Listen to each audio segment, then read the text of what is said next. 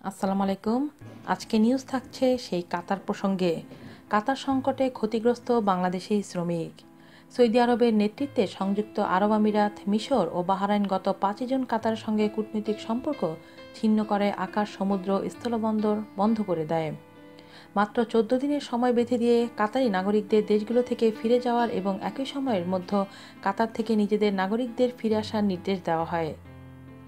এখন পর্যন্ত 9টি দেশ কাতারের সঙ্গে তাদের কূটনৈতিক সম্পর্ক ছিন্ন করেছে। এতে করে চরম সংকটে পড়েছে কাতার। বিপাকে পড়েছেন এসব দেশের বহু মানুষ, চাকরি হারিয়েছেন অনেকে।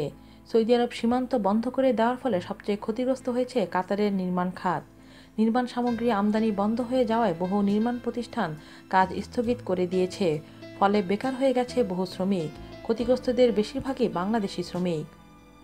দোহার নির্মাণ শিল্পে কর্মরত বিদেশি ব্যবসায়ী আসার জানান, ইতিমধ্যেই সাধারণ লোকজন সহ 3 লাখের বেশি শ্রমিক কাতার ত্যাগ করেছেন। এখনও সেই পরিস্থিতি চলমান রয়েছে। অবরোধের কারণে বেশিরভাগ কোম্পানি নির্মাণ সামগ্রী স্বল্পতার কারণে কাজ বন্ধ করে দিয়েছে।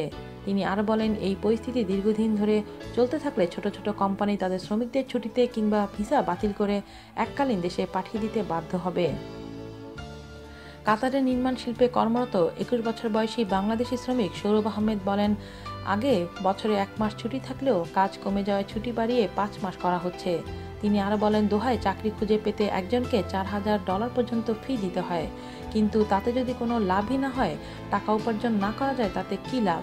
বিদেশি শ্রমিকদের এখন খাবার সংকটের চিন্তায় পেয়ে বসেছে। বিদেশি শ্রমিকরা পারিশ্রমিক হিসেবে প্রতি মাসে কমপক্ষে $160 পেয়ে থাকেন। খাবারের দাম 10% বাড়লেও তারা ক্ষতিগ্রস্ত হন। তারা সর্বোচ্চ $54 ব্যয় করার ক্ষমতা রাখেন। তার বেশি হলে সমস্যায় পড়ার কথা বলেছেন কাতারে বিদেশি শ্রমিকরা। অথচ কাজ কমে যাওয়ায় শ্রমিকদের উপার্জন কমে গিয়ে চরম বিপাকে পড়েছেন সবাই।